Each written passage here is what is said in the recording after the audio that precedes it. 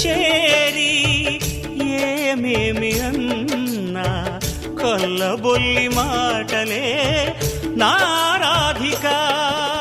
చెలువల చీరలు దోచిన చిన్నెలు చాలవా, ద్రౌపది మానము కాచిన మంచిని చూడవా, తెలియని లీలలతో తికమక చేయకయా, మనసును చూడకనే మాటలు విసరకలా.